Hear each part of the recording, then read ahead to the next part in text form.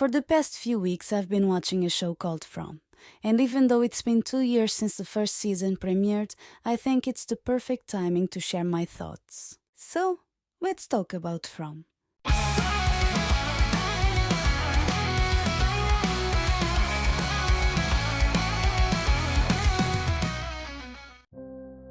From is a tense horror mystery series created by John Griffin that centers around a mysterious town where anyone who goes through it gets trapped there. But being trapped isn't the worst part. As night falls, terrifying human-like creatures emerge, hunting anyone caught in the open. The show is packed with tension, and it masterfully blends suspense, psychological terror, and supernatural elements, keeping viewers on the edge as its characters adapt to survive a nightmare with no escape. The characters are complex and relatable, facing struggles that reach far beyond simply surviving in this eerie town and evading the creatures lurking in the night. They're forced to confront their own inner demons, adding a profound depth and emotional weight to their ordeal. While the pacing can be slow at times, the show compensates by developing the characters and their relationships, making the audience invested in their story and their journey.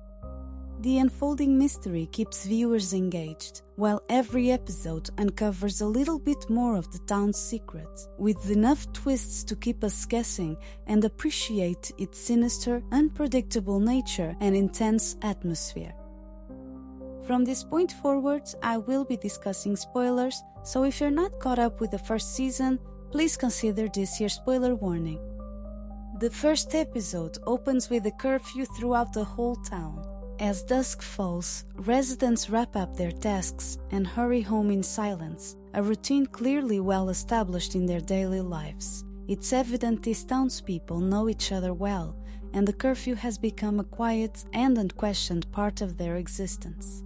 Later that night, a chilling scene unfolds as a young girl and her mother fall prey to one of the creatures, making the strict curfew all too understandable. Maybe I can come in. This is the audience's first contact with the monsters, and although they initially appear human, we catch a brief glimpse of their true, terrifying form. And as horrifying as this scene is, it serves a dual purpose. Not only does it showcase the vicious and inhuman nature of the monsters, but it also reveals a crucial rule. These monsters can't invade the home unless they're somehow invited in. When the young girl's father returns home the next morning, after passing out drunk at the bar the night before, he's met with a crowd of horrified people outside his house. The sheriff confronts him, angrily chastising him for his irresponsibility and failure to protect his family. A man protects his family, Frank. A man protects his family. This scene was truly heartbreaking. On the one hand, it made me feel anger towards the father for his negligence, but on the other hand, the thought of coming home to find your family brutally murdered is an unbearable weight for anyone to carry. This sequence, however, brutally illustrates the dire consequences of even the slightest lapse in vigilance within this town. The father's devastated reaction becomes a pivotal moment in the show, capturing the deeply personal agony of his loss and the shared tragedy that the ever-present monsters bring upon the entire community. We then shift focus to the Matthews family, traveling together in an RV. Their trip takes a strange twist when they encounter a fallen tree blocking their path.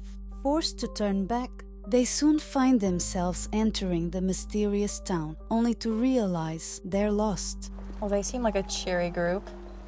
Well, it is a funeral after all, so maybe that was a bit cold, Julie. Anyway, this is the first time we witness how people become trapped there. After stopping for directions and convinced it will lead them out, they set off down this road. But soon they realize they're exactly right back where they've started, as if they travel in the perfect circle. Only this is impossible, of course, so obviously they try the road again and again, growing increasingly desperate. How did we get back here? Finally, they spot another car approaching from the distance. But before they can decide what to do, they notice the car swerving erratically. To avoid the collision, the RV veers off the road and crashes into the woods. This challenge not only drives the narrative forward, but also reveals the nature of the characters, giving us deeper insights into who they are. After the other driver, who is completely intoxicated by the way, runs to town for help, Sheriff Boyd responds without hesitation, rushing to the crash site even though nightfall is approaching. His quick response not only reveals his selflessness, but also the strong, dependable leader he truly is. As the others arrive to help with the crash victims, the setting sun brings a rising tension, giving the feeling that something ominous is coming. And winter is coming. Fortunately, Tabitha, Julie and Jim are good enough to walk and leave the RV. However, Ethan, the youngest son, has something lodged in his leg and is stuck in the RV. Christy, the local doctor, determines that properly treating the boy's leg will take time. The sheriff asks Christy if she can treat the boy's leg inside the RV, while showing her a mysterious stone that has appeared repeatedly throughout the whole episode. This action leads us to assume the stone might offer some kind of protection for the night, though it's clear they themselves are uncertain if it will work in the RV. This decision just shows how courageous they are. The will to help others prevails over the fear of spending the night in a place that might not be secured at all. When night falls, the creatures start coming out in their human form. As the episode concludes, we see the creatures approaching, building suspense for what's to come. This is a great pilot that gave us a deep look into this world. We've learned the residents have adapted to their bizarre situation by setting up strict curfews and hanging talismans inside the buildings. And these methods did work for a while, since they've previously experienced 96 days without incident. But the system remains fragile, and the dangers lurking in the town make it impossible to settle into any real sense of normalcy. By the end of the episode, the tone is set, and the groundwork is laid for the plot to develop further, and there's a strong foundation for the narrative to evolve, with plenty of room for deeper exploration of the mystery and character development. As the season progresses, each answer seems to give rise to yet another question, constantly replacing one mystery with another. This isn't necessarily bad. It might just indicate the plot is far thicker than we initially anticipated. One thing is clear though, the people in the town are all connected somehow. During Donna's first night conversation with Tabitha, she reveals that everyone there saw the tree immediately before arriving in town. This strange detail ties all newcomers together, clearly stating there is a pattern to their journey there.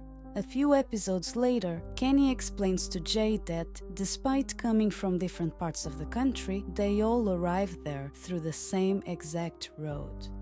This shared experience hints that those trapped in the town may not be there by mere chance, but rather that their arrival is part of a larger, deliberate design, and that they were in fact lured or guided to the town by something or someone. Later in the season, Tabitha discovers a bracelet in the pile of belongings left behind by the people who passed through the town, and to her shock, it's the exact same bracelet she gave to Jim years ago when they started dating, the exact one he lost in the hospital when Julie was born. This can only mean that the person who found the bracelet must have also passed through the town before them, and died.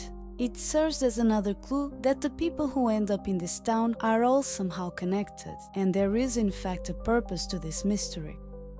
Another mystery that gets somewhat answered is how they discovered the stones and how they work. From the very start, the mysterious stones are revealed to be talismans that prevent the monsters from entering an enclosed space, explaining how the people in the town can protect themselves. It's my understanding they serve as a mystical protective device against the nightmarish creatures. These talismans, which Boyd accidentally finds in the woods, emit a form of protection when hung near windows or doorways that prevent the monsters from entering buildings or even vehicles, as we've previously seen with the RV. The origins and full power of the talismans are still unknown, but they quickly become an essential tool for the townspeople. Without them, no structure is safe from the creatures, as they easily tear through physical barriers. This protection, however, has rules. As we've previously learned at the beginning of this show, the stones only work if people don't let the monsters inside. This information is crucial to the plot. This is a clever choice by the writers. As the magical stones offer the characters a sense of safety, it still leaves room for them to make potential mistakes, pushing the plot forward. A prime example of this is when the idiot at Colony House gets seduced by a female creature and opens the window to let her in, leading to chaos and the slaughter of many people who lived there. Throw yourself in next time and rid us of your stupidity. Thanks, Gandalf. Only there won't be a next time, because guess what? He's dead. Anyway, the attack on Colony House serves as a major turning point, both in terms of the plot and character development. Not only does it increase the stakes, but also has a major impact on the community structure. Up until that point, it was clear that the group at Colony House had a more free-spirited, communal living arrangement compared to the town. The attack represents the end of this way of living, disrupting the group's sense of autonomy and forcing survivors to reconsider how they organize themselves. There is a clear shift in community dynamics as the survivors begin to realize that cooperation and unity may be more important than living separately with different ideals. These events also confirm that the talismans are merely a temporary fix. If they want to survive, they must seek out more permanent solutions to their situation. Jade, who has refused to accept his fate in this town since the beginning, has been relentlessly searching for answers and a way out ever since realizing this wasn't some escape room kind of game. Even after recognizing this wasn't a joke, he continues to deal with the situation as if it was a puzzle to solve. Eventually, his skepticism turns into desperation, but his determination drives him to constantly push others into action, creating a strong contrast with the apathy of some of the residents. And even though I find him a narcissistic prick most of the time, I personally believe he's right in wanting to take action and finding a solution. It's important to adapt in order to survive, but there's a clear difference between adapting and giving up. And to be honest, most people in town seemed like they had already given up and just accepted their fates. When the show started, we see how people act as if they were safe, but they were never safe. Sure, everyone is afraid, and I would be too, but doing nothing isn't a solution. You know, do not go gentle into that good night and all that. And I think Jade Kyler represents that part of humanity, the part that fights back. I filmed something last night. Jade's character arc in Season 1 presents a fascinating mix of arrogance, vulnerability and obsession, and there is depth to his character, and we see that especially through his connection with Tian Chen. This was such a great scene because we realize there is more to this guy. Maybe the narcissistic prick is just a mask to hide his vulnerable nature, and that is relatable. As part of a desperate attempt to communicate with the outside world, Jade, along with Jim, set up a radio at Colony House with the help of the other residents. This comes after they realize that regular communication methods don't work in that town. Because Jim is an engineer, he believes that with some ingenuity, they might be able to boost a signal and finally reach someone beyond the town's limits. Yes, science! With this in mind, they set up the radio and use an antenna on the roof to amplify the signal, hoping to connect to the outside world. The group is tense, but hopeful that this might be a breakthrough. To everyone's surprise, they manage to pick up a transmission. Over the static, a mysterious voice comes through. Your wife shouldn't be digging that hole, Jim. The brief communication over the radio raises more questions than answers. Who was that on the other end? Are they human? Did they trap the people there? And how did they know that Tabitha was digging a hole in the basement? Are they watching? So many questions. But even with all the questions the voice on the radio raises, this is a huge revelation and a step forward plot-wise. Firstly because, in a way, it breaks their isolation, but also it is a hint that their entrapment in the town is no coincidence, and that there is a larger mystery at play here. It shows that there are forces beyond the town that might hold the key to understanding or escaping it, motivating the survivors to continue searching for answers. When Jim was making contact on the radio, a violent storm struck the town, casting a sense of impending doom over everything. The storm feels unnatural and a little bit too convenient to be a coincidence. It literally came from nowhere. It felt like something was controlling it, almost as if trying to stop the people from finding answers. Another bizarre and unnatural event occurs when the Matthews house collapses, without any clear explanation. It would have made sense if only the floor around the hole gave way, but strangely, the upper floors also collapse despite no obvious cause. This mysterious destruction defies logic, leaving us wondering again if the town's sinister forces behind the storm are also somehow responsible for this collapse. But why though? Was Tabitha close to finding out something important? Well, she did find out something. Firstly, the electricity wires are connected to absolutely nothing, so where does the light come from? Secondly, Tabitha fell into a cave below the house, where apparently the creatures sleep during the day. I wonder how this information will be used in the future. Personally, I would just bomb the place during the day, but that's just me. Well, this is it. I can't prolong this any longer. Let's talk about Sarah. This is by far my least favorite part of the show.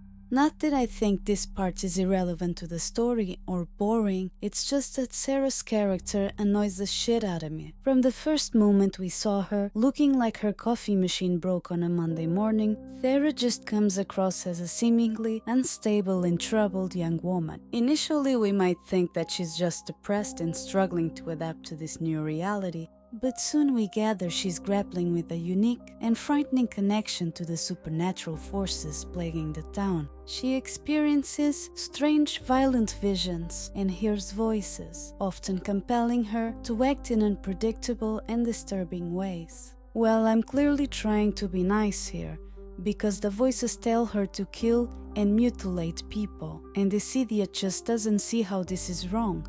Sure, we see her wrestle with the moral implications of what the voices ask her to do, but let's be honest here, it took her less than a day to commit the first crime. Not much of a resistance. I saw more resistance from her when Boyd took her into the woods with him and she second-guessed every decision he made. Pity she didn't use the same critical thinking with her own actions.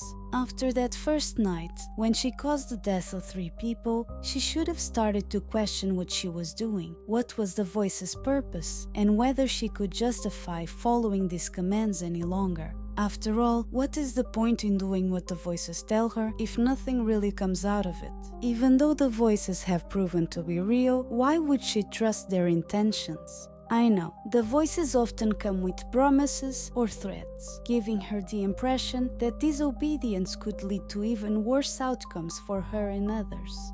But seriously, her logic is, well, let me kill these people who did absolutely nothing wrong, just in case. Really? Maybe some of you might think that I'm being too harsh on her, but she did try to kill an innocent little child, leading her to accidentally kill her useless brother, the only person who cared about her. And all of this was because what? The voices told her this was the only way to get the people out of there.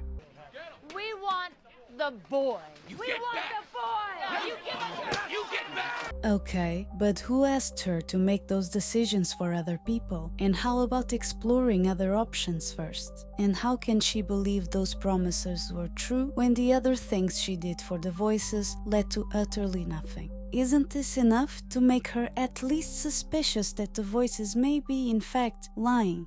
Well, apparently not.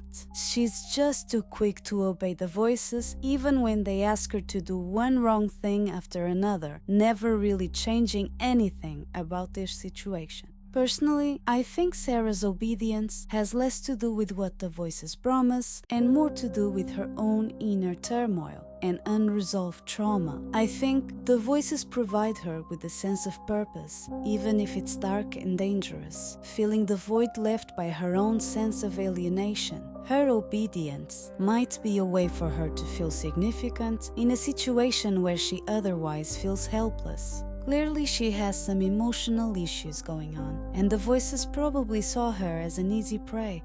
Clinging to another glimmer of hope for survival, Boyd decides to embark on a dangerous journey into the forest to look for a way out. But before making his final decision, Boyd visits his wife's burial site, asking her for approval. Later, he hears their song playing on the diner's radio and takes it as a sign of blessing. This may be the supernatural forces manipulating him, if they have the reason for wanting him to undertake this journey. Ultimately, his decision is driven by a combination of personal motivation and a deep sense of duty as the town's sheriff. It is also an act of faith, since he believes that by pushing into the unknown, he might find something that can end the nightmare they're all trapped in. It's clear that Sheriff Boyd is one of the few people in the town willing to venture into the surrounding woods to search for answers. His desperation to save the townspeople pushes him to take dangerous measures, including sacrificing his personal safety and relationships. His role as a protector often puts him at odds with others, but he never wavers in his commitment to their survival. A good example of this is his strained relationship with his son, Alice, who holds a deep grudge against his father, blaming him for his mother's death. Alice struggles with grief and anger, which causes a deep rift between them both. Boyd, on the other hand, is clearly haunted by the guilt of not only having to shoot his own wife to protect his son, but also for being absent when his family needed him. I believe this guilt drives him to ensure that he doesn't fail the people in the town the way he believes he failed Abby and Alice. The desire to redeem himself in Alice's eyes drives him emotionally, and we do have some closure and reconciliation between them both before Boyd goes into the woods, which was a nice development for both characters. Another significant moment for Boyd's character is his interaction with Kenny. After the death of Kenny's father, caused by Sarah, he looks up to Boyd not just as a leader, but also as a father figure. So when Boyd tells Kenny about his plans to go into the woods, Kenny is not very understanding and accepting of this idea, stating that this is not a good time for their leader to be gone. This reaction obviously comes from a place of fear of losing yet another loved one. After talking to Christy, Boyd has a realization. Determined not to repeat his mistakes with Alice, he chooses to be honest with Kenny, sharing both his illness and his fears about not being able to protect the town, emphasizing the urgency of finding a way out before it's too late. Boyd manages to reassure Kenny by expressing his pride in him and acknowledging that he's ready to take on the role of sheriff and leader. This conversation has such an impact on him that later on it is Kenny who reminds Boyd how important his mission is. I didn't know the little bastard had that in him. Father Catherine's death serves to reinforce Boyd's determination to find a solution to save the residents from this nightmarish town. Part of Father Catherine's request involves taking the unstable Sarah along, and that makes me uncomfortable. We still don't know what these voices are or what they really want. Also, we don't know how reliable Sarah is. I mean, she did just try to kill a child, and she did just kill her brother, accidentally or not. Even with all these unknowns, Boyd decides to trust Father Catherine's instincts, taking Sarah with him anyway. From the very start of their journey, supernatural events begin to unfold. During their first night in the woods, an unseen force drags their tent. That triggered some traumatic memories. Oh, Jesus!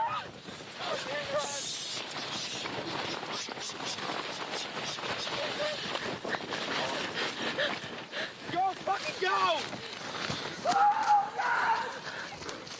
When the tent finally stops moving, a bright light is seen, accompanied by a sound of what I'm pretty sure is a lighthouse horn. But in the morning, when they step outside, what they find is even more unexpected. Spider webs all around them. I guess it was just Shallop passing through.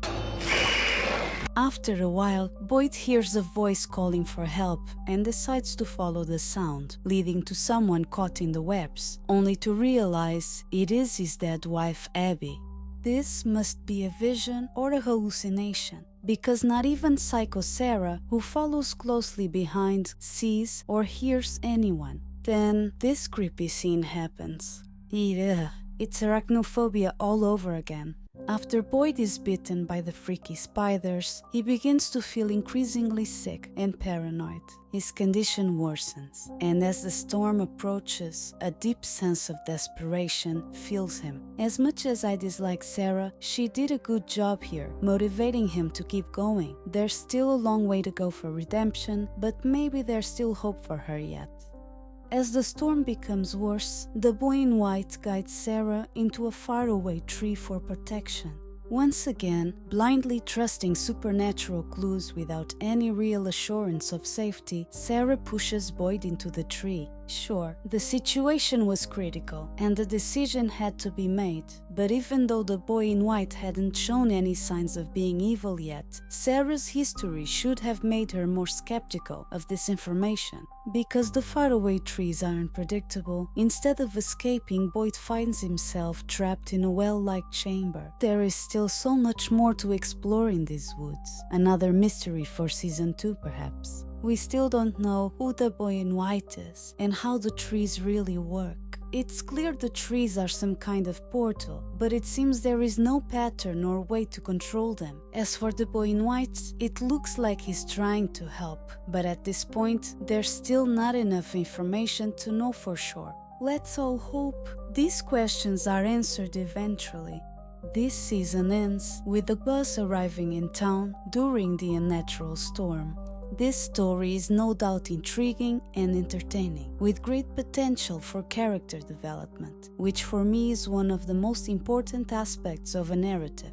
Of course, a strong plot is essential to keep people engaged, but if the characters fall flat, the whole story crumbles. It's the characters that truly allow the audience to connect and become invested in the story. This show did a good job in laying the groundwork for compelling character arcs, making us care about what will happen to the people in the town. One thing I really appreciated was, although the pacing slowed at times, the show made up for it with rich character development and a deeper expansion of the lore. Having that said, it's not all perfect. Let me give you an example of something I think it didn't work. Throughout the season, I was captivated by the dynamics of the Matthews family, particularly the relationship between Tabitha and Jim. Their interactions felt authentic, portraying a couple who still cared deeply for one another, but were clearly struggling with trauma and guilt over the loss of a child. They simply felt like real people. The interactions with their children were mostly equally believable, especially in moments like Tabitha's first conversation with Julie after she chose to leave at Colony House. This particular scene was a significant part of their character development. Not only do we learn that Jim and Tabitha were planning a divorce, but we also gain insight into Julie's motivations for choosing Colony House over her family. It reveals that Julie isn't as naive or irresponsible as one might initially think. There is complexity to her character, and that conversation was the first time I truly recognized it. Her decision to live at Colony House wasn't just a typical teenage bid for independence. It was also the choice of a girl searching for a place to belong, feeling that her family was broken. Having previously formed close bonds with Fatima and Alice, and experiencing how easy it was to feel accepted there, she likely saw Colony House as a place where she could find happiness and a sense of belonging, especially during a time of crisis. That's completely understandable and relatable. However, a few episodes later, another conversation between Julie and her mother takes place, and this time it just felt contrived. I'm talking about this scene. Is it me? We previously saw how perceptive and smart Julie is, despite her age. In their conversation at Colony House, Julie reminds Tabitha that she still has 2 other children who also need their mother. Not only was she aware her parents were getting a divorce, but she also understood that it was the loss of her baby brother that tore her family apart. After revealing all these layers of Julie's character, how are we supposed to believe that she suddenly thinks the divorce might have been her fault after all? It's unrealistic and feels forced and petty, as the scene portrays Julie as making the situation about herself, despite earlier scenes highlighting her perceptiveness and emotional intelligence. I know this was not the point of this scene, and I understand that it's common for children of divorce to feel guilty or responsible for their parents' separation. However, in this particular situation, it doesn't quite make sense. It would have been more believable if this question came from Ethan, who as a young child might not fully grasp the complexities of trauma and couple dynamics. This is what I think might have happened here. The writers probably wanted to include a scene like this, showing how children can be emotionally affected by a separation or a divorce. And since Jim and Tabitha's divorce is not known to Ethan at this point, the writers settled for Julie. But we had already seen how emotionally affected Julie was, so her asking that question felt unnecessary. We already understood the impact of her unresolved trauma, and in this specific scene, all we needed was some closure about it. Thankfully, despite Julie's question feeling out of place, the rest of the scene provided a meaningful interaction between mother and daughter. Tabitha opens up about the divorce and the loss of Thomas, not only sharing her true feelings with Julie, but also deepening their bond. Because of that, I feel like there was some closure between the characters and the scene was salvaged. In the end, it doesn't bother me that much that Julie made that nonsensical question. Mainly, I just ignore it. Also, is it an unpopular opinion to not like Fatima very much? She just feels too nice to be true. I would describe her character as an unrealistic optimist. But after the attack on Colony House, we see a more vulnerable and fearful side of Fatima, making her more relatable. And she was the one putting some sense into Ella's about forgiving his father. So maybe for now, I'm holding back on further criticism. On a different note, and this is not exactly a critique, but the mystery part of the plot makes me nervous for the future. The most intriguing element in this story is without a doubt the mystery behind the town, and although the season ends with some revelations, many questions remain unanswered. Mystery stories like this one only truly work when the ending delivers a satisfying payoff. And for that to happen, the writers made a clear plan from the very beginning and stay committed to it throughout the whole series. If they don't, the plot can collapse, leaving loose ends, plot holes, and twists that feel forced, making us feel the entire journey was pointless. Take the example of a good murder mystery. The writer must plan in advance who the murderer will be. Otherwise, all the foreshadowing and clues and every other plot device used in the story will fail to align with the character revealed to be the killer in the end. A cohesive narrative relies on the writer's foresight to ensure that every piece of evidence leads naturally to the conclusion, making the final reveal surprising but believable. The key is in the writer's ability to tie everything together in a way that makes sense and feels earned. A well-crafted mystery builds anticipation, but without a solid conclusion, all those intricate puzzles and questions can fall flat, leaving viewers disappointed in the end. Maybe it's just me. After all, I've been burned before, and I'm not gonna mention any names, but yeah, if you know, you know.